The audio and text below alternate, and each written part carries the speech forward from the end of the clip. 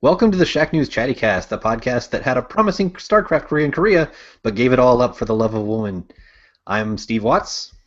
And I am Ozzy Mejia subbing in for Brian Carr this week. Every week on the Chattycast, we pick a big topic, we post about it on the Shack News Chatty, and then we all talk about it in detail with your comments fueling the discussion, hence Chattycast. This week, we are joined by our own dapper man with the video plan, Andrew Zakowski. Hello, ladies and gentlemen of the internet. Howdy. That sounded like it was the lowest note of like a barbershop quartet hello. Like we were Hello. as if Ozzy and I should have chimed in with hello. Hello. And those of you watching on YouTube, you can kind of see like how the sauce is made a little bit because Andrew's actually got the green screen going on back there. You see my lights and Andrew's the all green screen fancy. in the corner. Oh yeah, no, stop. Yeah. So before we get to our big topic this week, the Chattycast is brought to you by Audible.com. Get a free audiobook download and a 30-day free trial at www.audibletrial.com/Chattycast. That's CHATTYCAST. So we'll get more into that a little later, but first we're going to hit what have you been playing lately? Ozzy, what are you up to these days? Not much actually. It's kind of funny because everything's been kind of crazy with Gamescom going down last week, and I'm It was kind a of big still. news week for us. It really was, and I'm still kind of catching my breath from a week ago, where it was just everything just coming, not just all at the same time, but all coming at like 1, 2 in the morning. So that was amazing. But Yeah, we were on German time for like a week. yeah, but whenever I've had a free moment, I jumped on Hearthstone and I wish I could tell you more about this week's Tavern Brawl, but I haven't jumped in yet because this is around the time of the week where I always default on, hey, I'm playing Hearthstone, and then I realize, oh crap, there's new Tavern Brawl because Yeah. we're I just we're use recording. I We're use it recording to this do my on Wednesday dailies at these noon. days. We're recording this on Wednesday at noon, so the Tavern Brawl went live like 2 hours ago. So I haven't had a chance to jump in just yet. Right now, it's been a lot of catching up with my PS4 and my Wii U, and just playing some Smash Brothers, getting the amiibo trains up and all that stuff. So just Training up my amiibo. just a lot of catching up until Mario Maker in September. And Of course. I almost feel like summer vacation, like it's not really a vacation because we still work, but Right. it's like the slow period when it's like I'm going to catch up on so many games, and then summer's over, and you're just like I didn't at all. I'm still like way behind. yeah, I've still got King's Quest on my list of games to catch up with. So Yeah. still working on it. So Andrew, what are you playing these days? Well, I've been on the train a lot recently, going to events in the city. So I've been playing a lot of Smash on my 3DS. And I'm trying to play The Witcher. I'm finally like getting into The Witcher. I wasn't really sold on it for some reason. Well, for reasons, but I finally got to a part. I don't know if this is a spoiler or this is like, wow, you're really not that far in the game. I finally got to play as Ciri, and yeah. So I have no You mean in idea. the tutorial, right? Like that's what you're talking about? Yeah, I get the sense that you're not really far in the game at all. Yeah, no, I'm really not. I'm still on the Bloody Baron quest. So yeah, I like it now. I really like it. I'm now, I don't know, getting that Witcher bug scratch. Though Dragon Age just released a new DLC yesterday, so Yes, that's probably gonna be my weekend at least.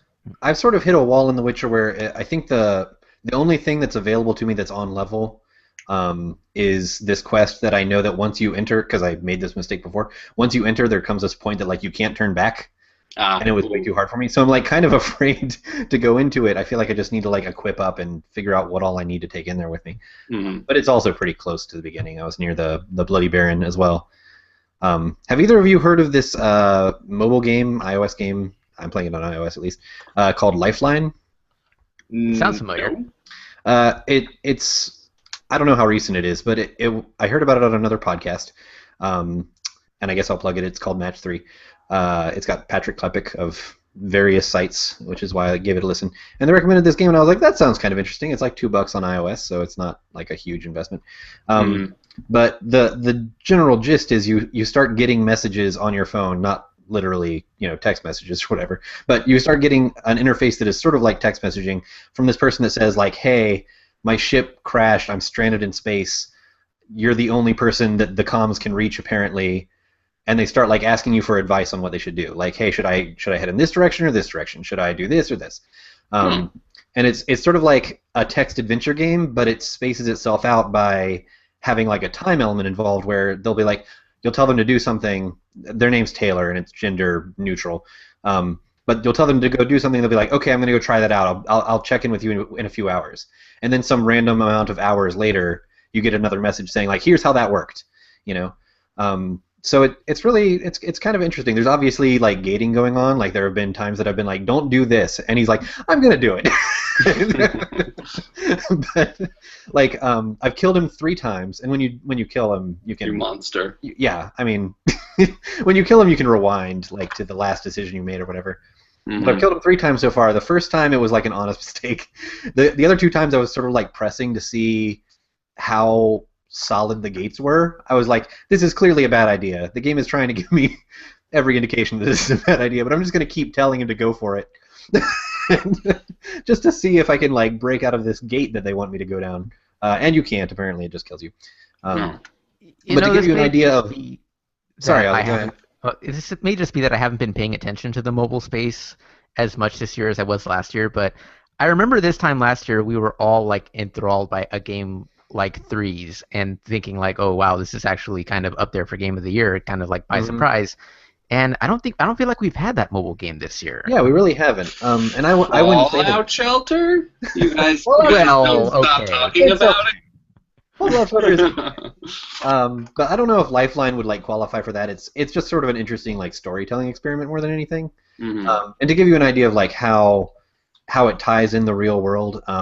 One of the first this is a very minor spoiler, so if you care, I don't know, but it's like the first major life or death decision that you get. It's like turning nightfall, and Taylor is like, hey, you know, night is coming.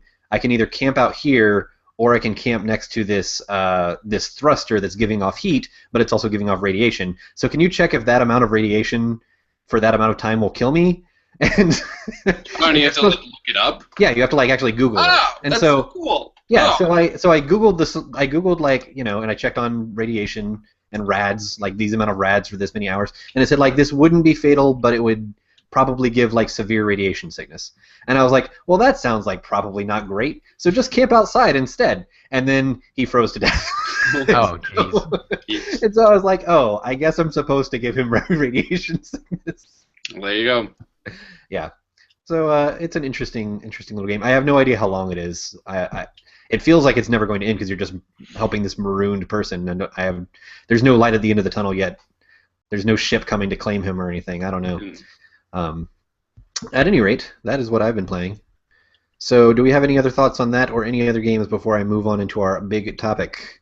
Well, I want to say it's like been kind of a slow August, but that's not entirely the case because we've had a couple of big releases this month on the PlayStation end with Galaxy, and Everybody's Gone to the Rapture, and next week it's Volume. So we just reviewed Rapture, and Josh is reviewing Volume, and he seems to be really enjoying Volume so far. I think I can say that without spoiling any embargoes. That's not a review, but he seems to be digging it. Yeah, it's spreading out a little more than it used to be. Summer used to be the absolute dead zone, which is probably why at the end of summer I'm like, oh, I was going to make so much progress, and then I didn't because other things were coming out. And there were sales that I was like, oh, I should buy a bunch more games. I want this weekend to be the weekend that I catch up, but I'm not going to be able to for reasons that we'll get to at the end of the show. But yeah, ooh, intriguing. That's what we call a tease in the broadcast biz. So, our big topic this week, sort of inspired by the International having taken place, we wanted to talk about eSports, and not eSports as an overbroad topic. This is a very broad topic in general, but we wanted to talk about the immediate future of eSports. What is sort of the challenges and goals over the next, say, 5 years, to sort of narrow the discussion. So my questions to the chatty were, how will it grow over the next 5 years? What's standing in its way? What steps do broadcasters and game publishers need to take now to speed along its progress? What kind of problems could spell doom for its acceptance? And what could make it more inviting to outsiders? Things like better casters, clearer visual cues, things like that. So, did either of you, to sort of kick off the discussion, did either of you watch any or all of the international? No. Oh wow. That was a very effusive no from Andrew. I know Andrew's a League guy, but I thought he was a League guy. Yeah, this is I a don't. rivalry. I played Dota and Warcraft 3, and that's about as far as I went with it. I've watched bits and pieces of the Dota 2 International. I actually spent the first day of the main event at a bar here in Long Beach, like actually pretty big sports bar too, and they had an entire projector set up, like just dedicated to Dota, and I go, this is really strange. I've never seen anything like this. I never thought that there'd be a day where a sports bar would dedicate itself It'll be an to eSports a video game. Now, was this forgive my ignorance, but was it airing on ESPN or anything like that? It was airing on ESPN3. It was all streaming. Okay. So basically what they were doing was they were taking the Twitch feed and then they were just kind of broadcasting out to the projector. So that's pretty much how it looks. I mean, what other sports would it have been competing with? Yeah, no kidding. It wasn't on. The Dota 2 International was on ESPN2 last year. The grand finals were. And of course, earlier this year we had Heroes of the Storm doing their Heroes of the Storm finals on ESPN2. It hasn't... I don't think the International was broadcast on ESPN2 this year. I could be wrong on that. But it's definitely gotten comparable numbers to whatever lower tier programming ESPN has. So yeah, it's ESPN3. Exactly. It's the Ocho. There's 3 of them. You know. Isn't there like 8?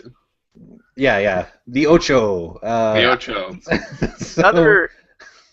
The other thing is, I watched the grand finals, or most of them anyway, at home, but I spend it on the newcomer stream, and I gotta say that they do a really good job with that, because in between like all the breaks, they don't really bother with too much of like the analysis or like the talking heads or all that. They just kind of go to like the tutorial videos, going like, hey, these are the basics of Dota, so that you kind of understand at least what's going on, like kind of what's happening. And the commentary is just so well informed in that they tell you exactly what the objectives are, why they're going for this objective, why they might be going for this strategy, and kind of like how you might encounter this in the average Dota game. Like it's really well done. I actually love the production of it. I think that's something that, if we're talking about the viability of this as a real spectator sport, that's something that Dota has done that I haven't seen a lot of other people do.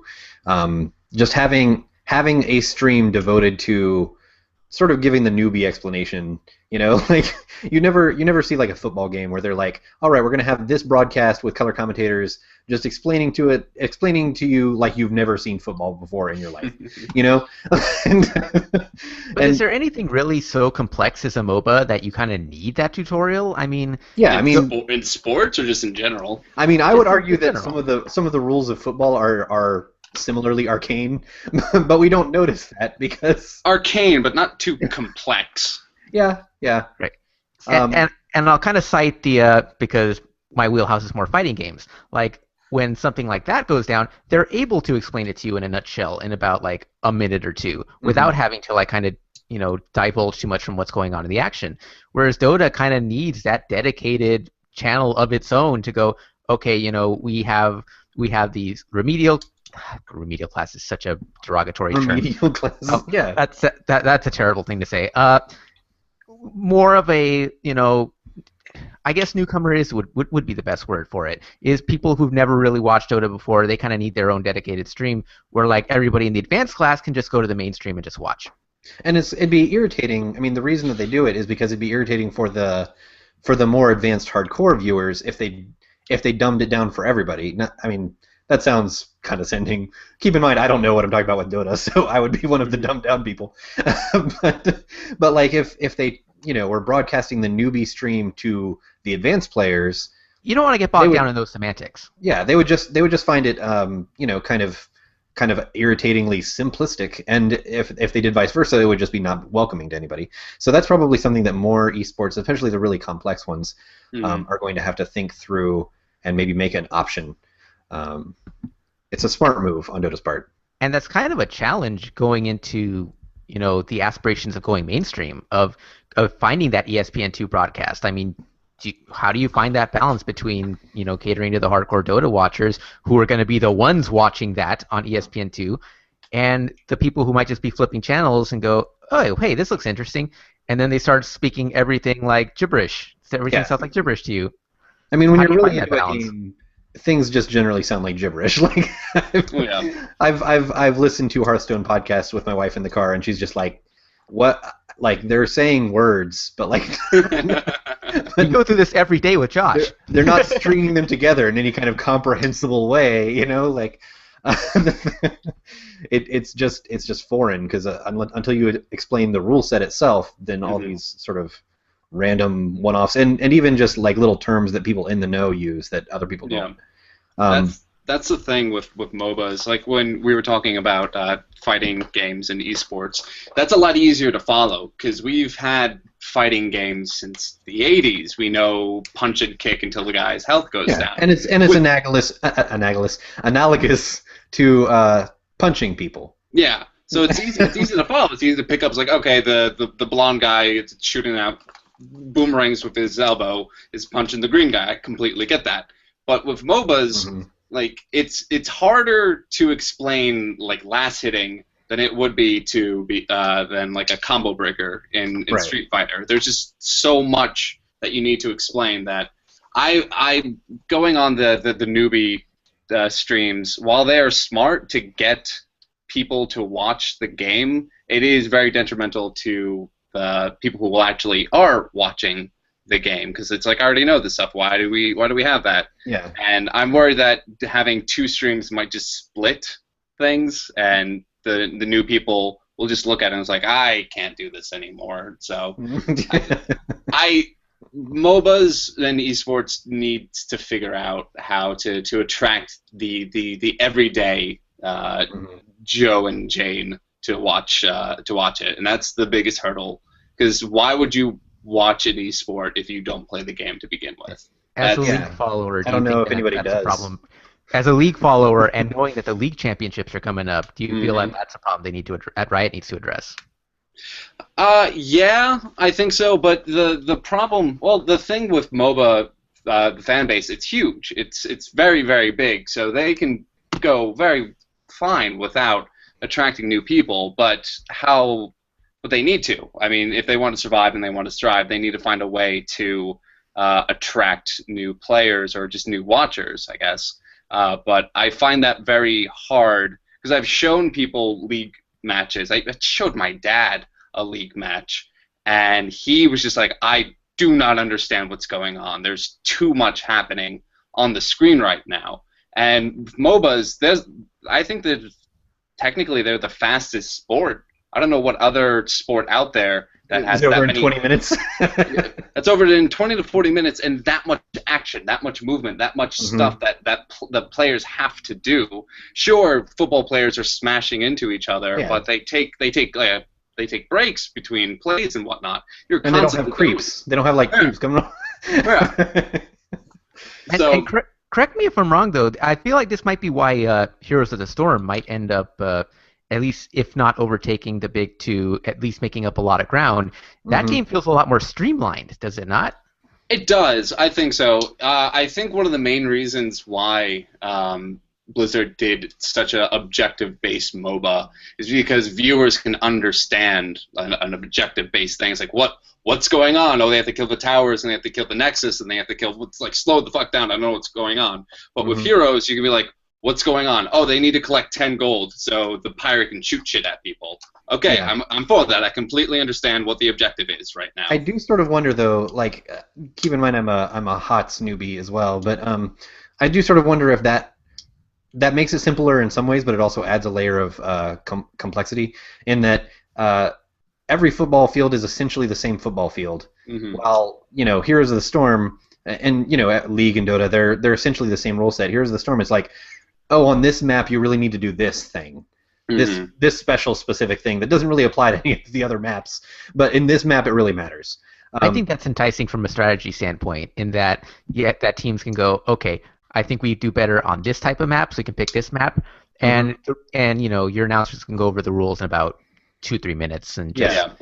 I mean, the objective of all these things is kind of just hard and weird to explain to people in the first place, because if you explain it, I was trying to think like what sport would be analogous to this, and I'm thinking like, okay, well, your end objective is to destroy the tower at the other end of the map. You know, basically that's the shared trait among all to most MOBAs. But it's like, okay, well, that's sort of like scoring a goal, but goals don't have like a life bar, you know, like, like you don't chip away at them progressively over time, and then they regen health or anything, you know. So it's kind of hard to come up with a solid one-to-one example anyway. It's always interesting that like the big games to have like a big quote unquote sports competitive following to it are the ones that are not actually sports. I mean, games like Rocket League don't really have like an esports. Well, I mean, they could theoretically, but those aren't the ones we look at. We look at the ones with the most complex rule set.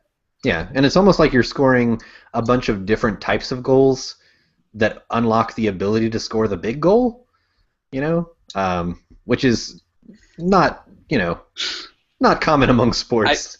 I feel like using the goal analogy is a square peg in a circle hole, right? Oh, as much as we want to try and compare. I mean, I'm trying to get the point across while also pointing out that like that is a super awkward analogy, and it's sort of that's sort of the point. But I kind of understand what you're trying to say. The thrill in sports and the human drama in sports is, you know, who makes the last shot, who makes throws the game-winning touchdown, who hits the walk-off home run. Do you really have that in esports so much? Do you have that with Dota or Heroes? I think you have it if somebody really knows what they're watching. Now there are a lot of turning points. In Dota and it constantly flips. There's a very pronounced like push and pull mechanic in MOBAs especially that isn't really present in others.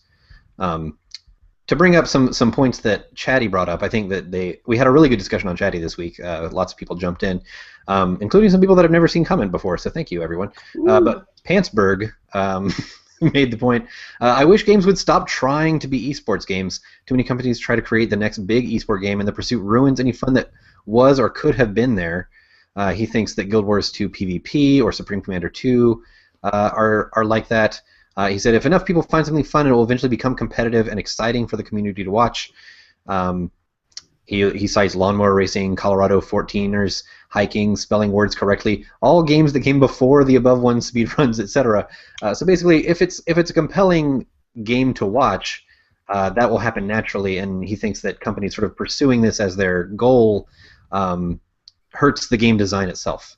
What do you guys think about that? It's my favorite comment out of that entire thread because we can think of two examples immediately of one game that tried to be an esport, that kind of tried designing itself to be an esport and it didn't work at all, and another game that didn't plan to be an esport at all and wound up blowing up huge.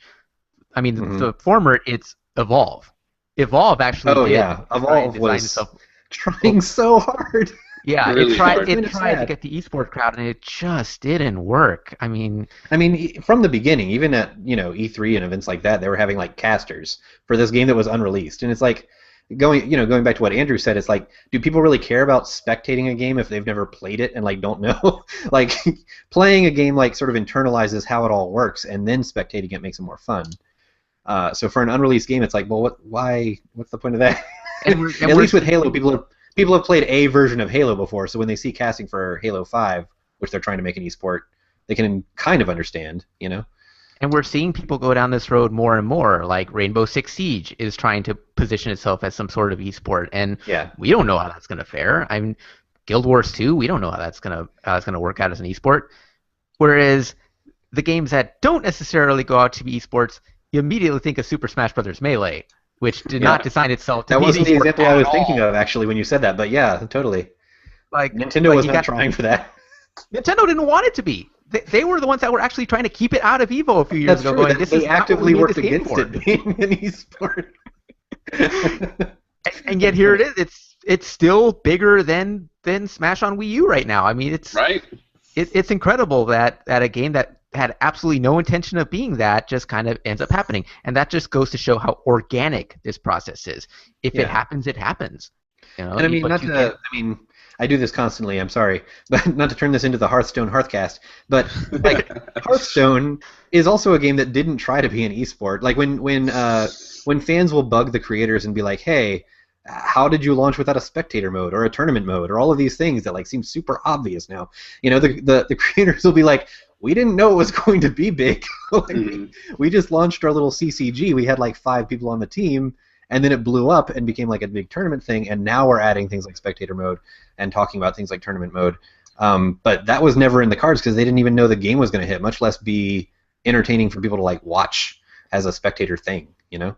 Isn't it interesting that that starts to kind of affect the design as you go in? Because we're looking at the Grand Tournament cards that are coming out. How many of those cards would you argue were kind of meant for competitive purposes? Oh yeah, definitely. I mean, there's a constant push and pull with how do they design cards, and I think they constantly just introduce things. They introduce some things just to be like, well, maybe somebody will do something fun with this. It's kind of a weird design, and maybe somebody will figure something out. But a lot of the cards that they're introducing now are just like, oh, this is meant to counter this, like like this other thing that already exists in competitive circles. They're creating a card specifically to counter that. Yeah, definitely. Dale said, this is sort of along the same lines. Dale said, I don't understand Blizzard's decision to make StarCraft 2 more hardcore. Not that they should dumb it down, but at least put in some features to bring in new players to the latter. Wood League is a slower game.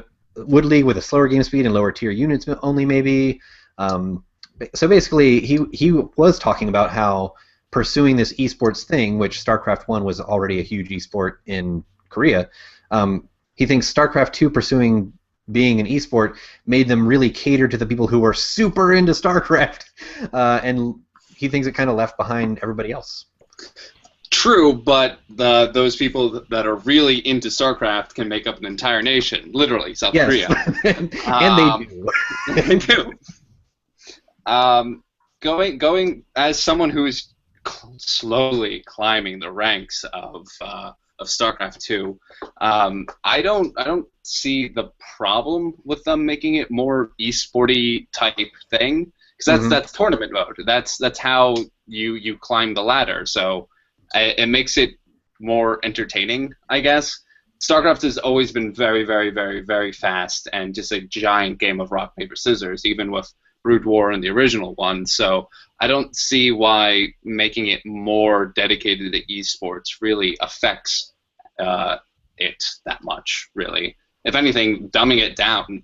Hold on, not dumbing it down. Simplifying it. Yes. Yeah, simplifying it. Yeah. I think would hurt the image of StarCraft and what it really is. It's not. It was already pretty hardcore. That's true. True. And so, like, why try to soften it up if that's not what the fans want? Like, the fans like that super speed, hardcore gameplay.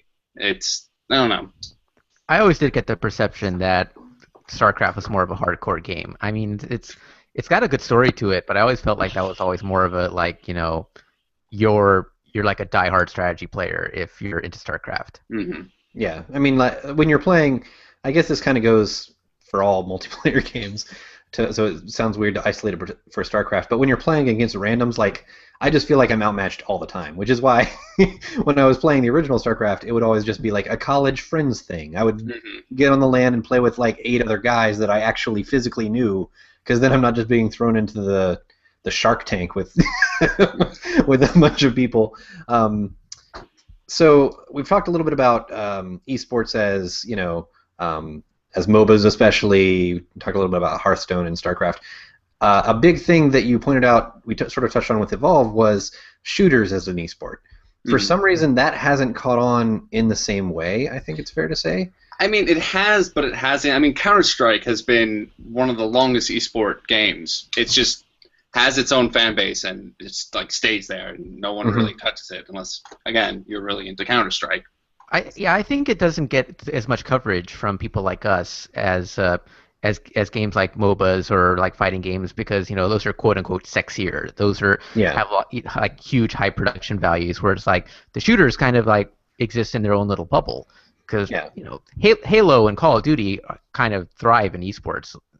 I think one thing that's been mentioned as sort of a stumbling block for shooters in esports that I could be wrong here, so don't quote me, but I'm pretty sure Halo is trying to address this, is when you're casting a match, when you have the casters doing commentary, if the camera that the viewer is seeing is through first-person perspective, that's not ideal. You really need like an overhead camera that's seeing, differentiated characters so that the casters can say this guy and have a little label over the guy's head or whatever. And so you're seeing what that person is doing rather than seeing it through their eyes. Because like imagine trying to watch a football game with like a camera in the guy's helmet and like that's your perspective. It's funny you say that because I think Ubisoft is actually putting in a spectator mode to Rainbow Six Siege for exactly that reason.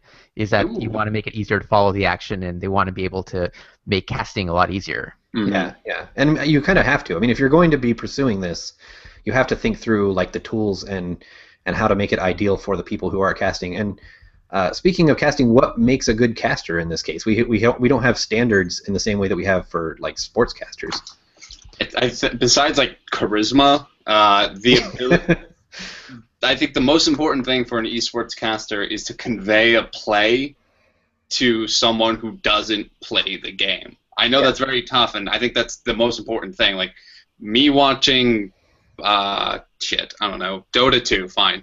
Dota 2 international tournament. The caster should explain to me what's happening without me ever playing the game, and I can be like, okay, I get it. My, experience with MOBAs can fill in the blanks, but they need to explain it clearly and consistently. Yeah, and a lot of that is about explaining exactly why a player made a choice that they did. Even it's probably especially hard in these ultra fast games like shooters or even MOBAs, arguably. But since I'm an old man who's slow, I'll use Hearthstone as an example again. When you're watching the casters for that, it's like, okay, this guy thinks his opponent is holding these cards, and so he's playing this specifically because of that. It explains the entire thought process like in a very clear through line kind of way. League does that a lot because during the laning phases they see the item builds and you'd be like, oh, he's building this item build because of this and that and whatnot, and you'll see later down the line he'll get a bigger sword and whatnot. So yeah, exactly. You want somebody that understands the mechanics, understands the rules of the tournaments, and understands the human drama element. And for a textbook example of that, go back to Evo, watch the top 8 for Ultra Street Fighter 4. Guy nailed it throughout that entire night in just explaining everything in a way that you will absolutely understand. And he also knew how to capture the drama element. So that's pretty much my best example. We've talked about companies sort of doggedly pursuing esports. Can anyone think of why companies are throwing themselves wholeheartedly into it? This isn't quite like the Andrew's saying it right there. Money. That's obviously, but it's not quite the World of Warcraft model where it's like, oh man, World of Warcraft is huge. Let's everybody make an MMO and we'll make millions of dollars. Instead, the esports thing is so broad. There are a lot of like MOBA hop-ons trying to make the next big MOBA, but let's be honest, that's not going to happen. But like there's people trying with shooters, there's people trying with a bunch of different genres. Where does the money circulate, and is that really more competitive than just making a game that sells a lot? Or is the popularity of watching streams going to goose sales itself? Well, it's a combination of drawing a lot of interest to the game, because the first thing you want to do after watching Dota 2 the International is you want to go try out some Dota yourself. You want to go learn how to play the game. Yeah, I could do that. I could win $6 million. And then if it starts to a little bit, you start investing in cosmetic stuff, and you start putting money down. Yeah. But also for the publishers and developers themselves, it's also sponsorships, and that's true. That's part of the reason that I believe it was Polygon that was speculating yesterday that Halo 5 going to a T rating was in part to kind of draw sponsors to some of their esports tournaments. I don't necessarily buy that explanation because, Call of Duty is about as M-rated as it gets, and it's still doing pretty well in the esports scene. Yeah. But it's something to be conscious of. Mm-hmm. Yeah, definitely. I mean, I think Halo sort of should have been a T for a while, but it's notable that 343 pursued that aggressively this time. Sailor of Fortune said, when colleges start offering scholarships to players like X, Snazball, 420X to play for their school, that's when it'll be mainstream. Yeah, and I replied to him that happened. It's starting to happen already. Yeah, Chicago, I think, was the first college that offered a scholarship to an esports player. I think for And league on we're that doing note, it. I mean, there is like a youthful athleticism to it. You know, like we give scholarships for like football and things like that to college kids because it's like, well, you're young, and so you're more inclined to be good at sport. And there's a certain element of that to these esports too, which is why I think we're seeing more outreach, like with things like Heroes of the Dorm, you know, where they're specifically going after college age kids. Well, that's the age. That's when the reflexes are still good. Yeah, before you turn 25 and just you're an old man. Carpal tunnel just all around. Time to And retire. it's enticing because there isn't a regulatory body like the NCAA that like kind of imposes a bunch of sanctimonious rules on you and tells you what you can and can't do. You can't sign sponsorships or whatever. You get penalties for signing autographs or whatever. There's none of that in esports. So Yeah, that's not to say that there aren't starting to be emerging rules. I think just before we started the show, you found this story about drug testing. Do you want to talk a little bit about that? I think you looked into it more than I did. yeah, I think sites are starting to break the news that the ESL are adopting the Olympic style drug tests, where apparently like a lot of those doping bans are going to be in place for drugs like marijuana or Adderall or like prescription drugs, that type of thing. And on the surface, it sounds absurd, but when you think about it, it kind of makes a little bit of sense when you think about it a little more. Like an Adderall suspension for a football player is patently ridiculous. Like that's just kind of like a cop out for like is he taking something more serious or is he or are they trying to like overregulate? But Adderall would have an actual real effect. Huge effect. And when you get to that level, right? Like we're talking about like the extreme of the extreme ceiling cap of skill. When you get to this level where like there's a very wide gulf between a professional Heroes of the Storm player and like me, but between two professional Heroes of the Storm players, the gulf is very tiny. So they're looking for any advantage they can get at that point. Right, and if you give a pro player Adderall, that is a performance-enhancing drug for them because it does up their focus and it does allow them to concentrate better. So it does make sense in ways to start implementing some form of drug testing. I mean, obviously don't go overboard with it, but going off of that Adderall thing, how can they determine the people that actually need the Adderall? Like, what about those folks? Yeah, I have a doctor's note. Exactly. That's the trouble with it is that's where the rules are going to have to like kind of evolve a little bit and kind of have to go and undergo some refinements because obviously it's not going to be perfect. There shouldn't be a catch-all instance in this, and there has to be shades of gray and degrees of difference between people. So yeah. So I think we're going to wrap this up soon, but Skizzle wrote a very long reply. I can't read its entire thing because it would take a while, but go to the Shack News Chatty if you want to read it. But I'm going to pull a few of his comments. He says, esports as a concept is there's skills that only partially transfer from game to game, resulting in a 10-year career that sort of sputters out into better competition or a new platform or continued dominance on a dead or dying game. That used to be true, but the current deceleration in graphical improvements will continue to level out the playing field somewhat. So I sort of pulled that part because he sort of points out this is a career for young people, like, and then they sort of like fade away very quickly. So what does that suggest for people who I guess might aspire to be esports champions? At least my perception is when you go into football or basketball or whatever like that, you have a future coaching or commentating or whatever. Is that going to be how esports evolves for retired professionals? Totally, yeah. God, I'm horrible with names. Someone from the league, a professional leaguer, quit and he became a coach. You can hire him. Anyone can hire him to teach you how to play the league. I think that's where it will go for a lot of the esports people, coaching and shoutcasting. A lot of shoutcasters on the league side are ex-league players. So it's not. I don't. Yeah, that's probably the future for all of the esports as well. Why not? And if not, there's a place at the developer for them too. I mean, we've seen Riot and Valve like hire out former esports players. Combo Fiend, who was a huge fighting game player for a long time, he's an associate producer for Street Fighter V now. I mean, there are those avenues open to them as well that you may not necessarily see. And that's a unique avenue that I think we can sort of pin directly to esports because for all of my, awkward comparing esports to, regular athletic sports, that has been, admittedly awkward analogies, and that's sort of the point.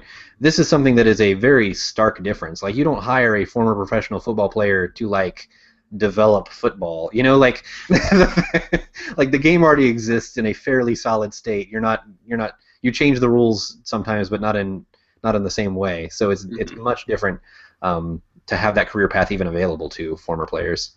I don't want Aaron Rodgers designing Madden. Sure. He sells great car insurance, but I don't feel like he'd make a good Madden game. Tom Brady has started developing football, and the Patriots just always win. There's a rule in the rule book. It just says Patriots win. Anyway. Inflated ball mode.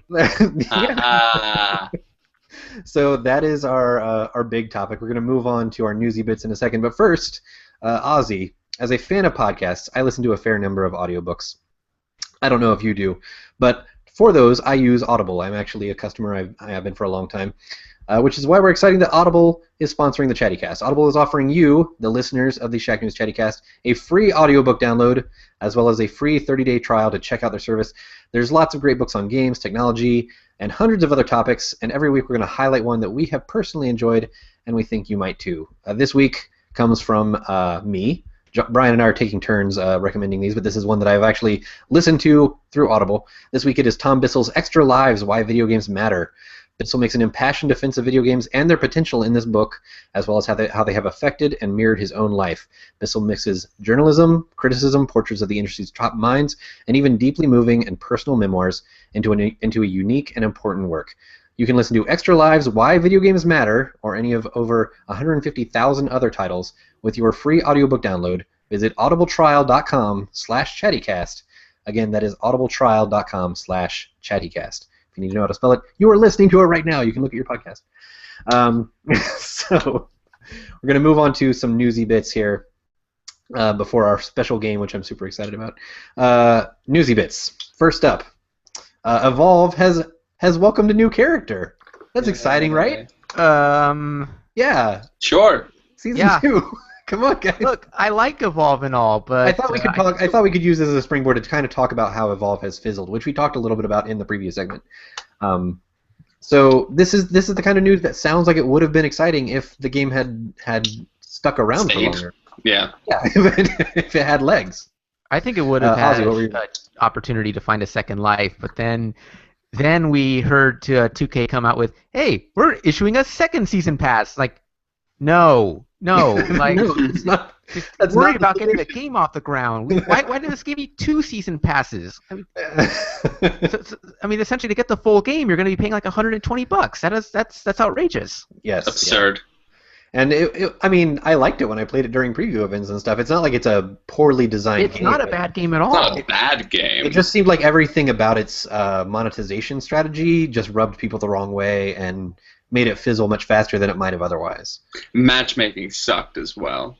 Yeah, matchmaking was unfortunate. I mean, if we're talking about it as an esport and comparing it to these other esports, you kind of have to recognize, like, well, it was a pay us up front, then also pay us for the season pass, then also pay us for cosmetic items. Like the thing that all these esports have in common, for the most part, I guess not Call of Duty and Halo and things like that, but most of them, it's like, well, it's free, and then you just pay for cosmetic stuff, but you can earn everything else for free.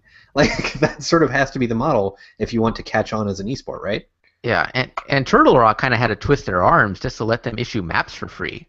Yeah, I'm sure. I don't get the sense that this was like Turtle Rock driving the discussion. No, I think this is killing Turtle Rock inside. Like they're they're probably mortified by this. We made a game that we loved so much, and you made us kill it. You made us drown our child. A sea of microtransactions. Yeah. So moving on, next newsy bit. The handheld Steam machine is available for pre-order. It's coming out November 10th for $299. This is called, we're nicknaming it a Steam machine. It's not being put out by Valve, obviously. It's part of their third-party people releasing hardware. But yeah, a portable sort of Steamy box. What do we think?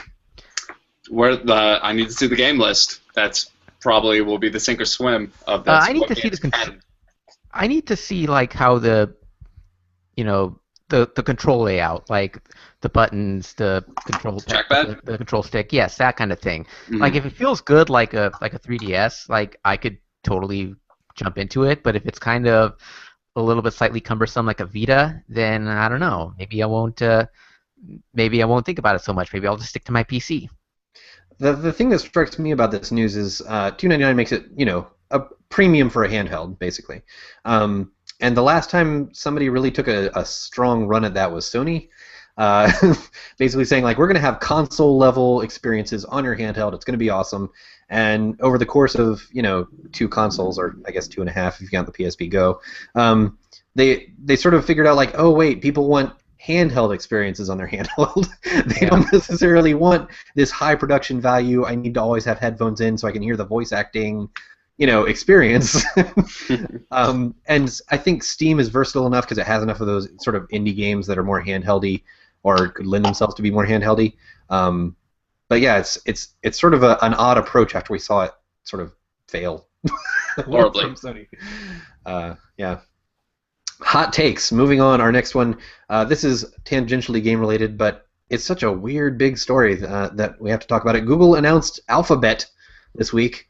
Decided the most generic name possible was I was going to move forward. It's basically a new operating structure for all of Google's subsidiaries. Everybody knows that Google has about 1,000 multicolored arms, but this is their new umbrella to put everything under. In the chat room, I believe Asif said it was a holding company, which TV and movies have led me to believe always means that something illegal is happening. Well, every time it's trying a to TV, get around like a TV show, Vampires are involved or whatever. and there's always a holding company every time. yeah, trying to get around like antitrust issues in Europe, I'd imagine something along those lines. Probably. So, yeah, I mean, is this a smart move? Do you think they're diluting their brand? Google has such cachet, or do they even care? Do they want people to even think about the name Alphabet that much? I don't even think so. I I mean, don't know. I'm still going to Google stuff. I'm not going to Alphabet stuff. I don't think they care. I don't think that's changing. I don't Well, but that's the thing. Is like, can I Google things still? Yes. All right. This does not affect me at all. Yeah. All right. Yeah, exactly. I think they've done a good enough job in separating out like several aspects of the brand, like between obviously the search engine, like, and of course the gaming side. YouTube gaming is starting to take off, like And before Google Plus, I mean, before and after Google Plus sort of found its tendrils in every arm of Google, like, does anyone really think like this is owned by Google when they go to YouTube or whatever? Like, I don't. I just think YouTube. So it doesn't seem like it's that big of a problem. I don't know if they needed to split off specifically to address it. I only started to think of YouTube as Google when the Twitch sales started going down, because my immediate thought was, oh God, if Google gets its hands on Twitch, then you're gonna Facebook versus Google. Yeah, exactly. Yeah. So that is our newsy bits. We're going to be moving on to our final segment, Beat the Doc, which this week is called Beat the Oz. It's the part of the show where I abuse my hosting powers by pitting my friends against each other in a pointless game. As always, our guest will go first. Yay. Picking up new games for as long as I can. You can tell the enthusiasm that Andrew has. Because Andrew did so well last time. This week's game is one. is called Cash Money. I'm going to give you the name Cash Money. One of the highest grossing games of all time. You each get to place a guess for how much it made. This is according to charts on VG sales. This is Price is Right style game, so you're looking for the closest without going over. And just to let you know, you'll be guessing in the billions with a B. I needed that. Thank you. So, first up, Andrew. Super Mario Brothers. OG Super Mario Brothers 1 NES. 24 billion. And Ozzy. 12.5 billion. Boom. You both went over. It is 3.43 billion. Oh, wow. Yeah. I'm giving you like a round idea of where you need to be aiming with that. Okay. Okay. Call of Duty Black Ops. This is I think the most recent one on the list. So yeah, Call of Duty Black Ops, one of the highest grossing games of all time. Ozzy, you go first on this one. 1.2 billion. Okay, Andrew. 1.5. Andrew wins that round. It is 1.85 billion. Andrew, you go first on the next one. Here's a big one: World of Warcraft. World of Warcraft.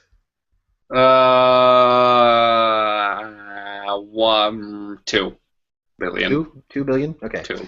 Ozzy. 2.5 billion. Ozzy wins that one. It was way above either of your projections. It was 8.45 Oh, billion damn. dollars. We are not great at this game. Well, You would not win any of these. It was Price is Right, and you got to take home World of Warcraft. Okay, Ozzy, We Fit. Oh, this has got to be like about 1.7. Okay, Andrew. 1.9. I've noticed your strategy is to just guess higher than the other one. Andrew, you won that one. It is 5.04 billion. All right. I forgot about the brief fitness trend. Yeah, it was a huge Remember when that was a thing? Yeah, that was fun. So this could tie it up, in which case it'll just have to settle on a tie because nobody got the first one. But this is, I will tell you, the highest grossing game, at least according to those sales charts, ever. So Space Invaders. Space Invaders, really? Space Invaders. I think they must be adjusting for inflation and counting like every year since then. So let's see, who went first in the last one? Ozzy went I first. went first in the last one. Okay, so Andrew goes first. I'm going to say 16 billion. Okay, Ozzy. $1, Bob. $1. Ozzy wins that. It was 13.93 billion because Andrew went over. So it ends in a tie. The Oz didn't win. The Andrew didn't win. We will be back next week with yeah you We're didn't all lose either. here. We'll be back next week with Beat the Doc, our usual segment, but we had to fill it in with Beat the Oz because I like that pun too. Who's not nearly as knowledgeable as the Doc. Oh, I don't think anyone would have done well with that game. That is a weird game. So anyway, that is the show. Say a quick hello to Dr. Games Brian Carr, the usual co-host who is off tending to family matters. I think I can say that. And so, yeah, he'll be back next week, and thank you for listening. We still have some codes for Rainbow Six Siege, the beta that's going to be running in September, so go onto our iTunes page and leave us a review for a chance at one of those codes. And, yeah, that's pretty much it. Andrew, do you want to plug anything you're making this week? Stay tuned for Dark Souls impressions. All right. Ooh. Okay. So that's the show for Steve Watts. And Ozzy Mejia. And Andrew Zakowski. And Andrew, we will see you on Chatty.